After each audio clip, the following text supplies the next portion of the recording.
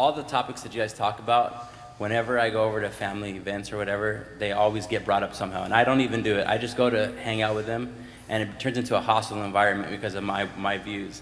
And so my wife and I, we just withdrew from going to family events because it turns hostile. And I don't want to subject my wife or my kids to that kind of stuff. So what do you guys recommend how I can continue to go and engage and I guess like divert, because they're Catholics. They claim to be Catholics, but they're totally liberal in their way of thinking, and it just turns into a hostile environment. I think you call Mike Adams because he'll sue them for you. I don't do family law. No? So, just for the record. I think part of it is your expectations. So if you go over with an expectation, so a lot of times I'm in these kinds of settings, and we talked about this a couple of the Fearless Faiths we've done in the past, where we talk about how you select juries, right?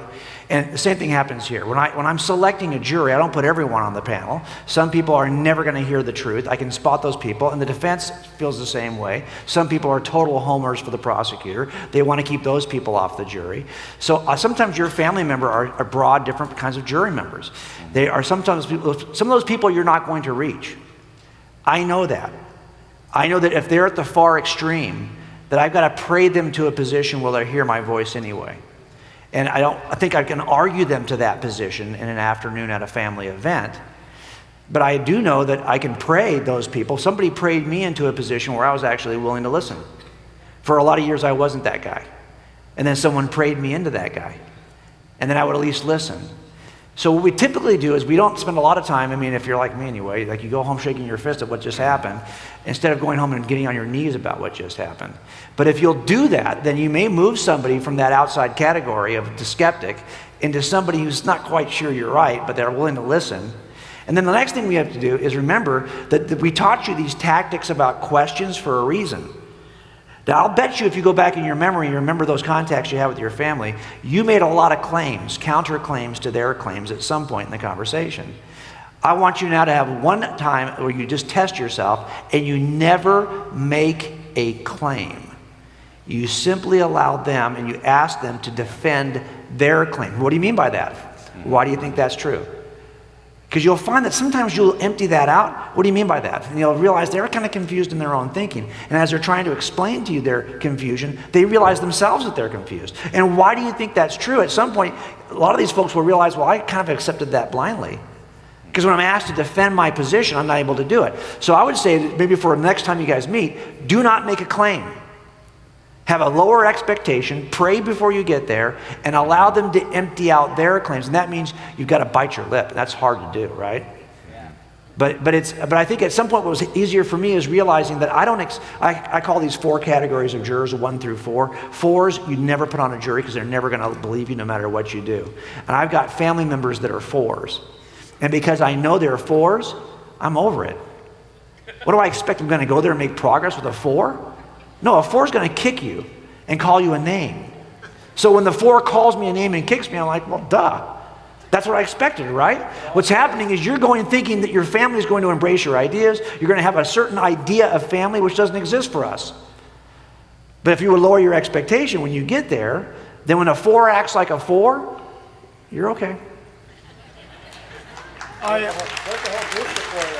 Yeah, it may feel like the whole group is a 4. I get it, but that you'll feel a little better if you can get to that point. You know what? I would approach your family just like I would approach the world that I live in, and that is a world that is hostile towards Christ. We know that, they know that, so it's not an arm wrestling contest. So for me personally, and this is just how I live my life, I don't want to go around, getting in arguments with people, but I will say, Lord, open up the door. We're going to have a family get together.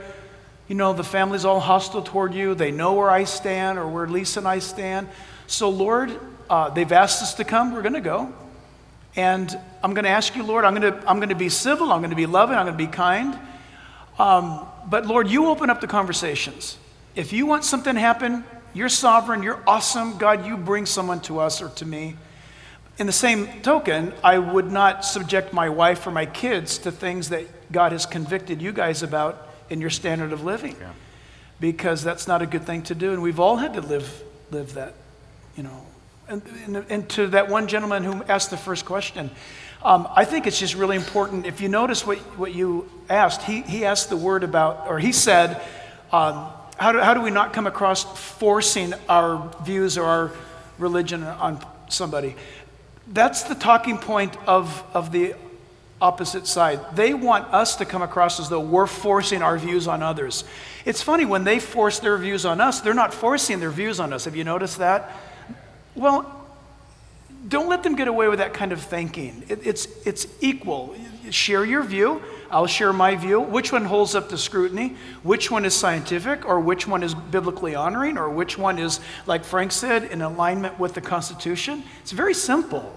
If you would just hold lovingly the line, because sometimes as Christians, we, I think, have pulled back from the fight that God wants us to be in, thinking that we've got some mandate to be polite. I don't mean to be rude, but we surrender too soon. We need to be equipped and speaking the truth in love, but never retreat. You know what's good though? I mean, the reason why I think we retreat is because retreating requires much less preparation. That's true. I mean, you can retreat without having to do any homework at all, without having to know your position at all. Very true.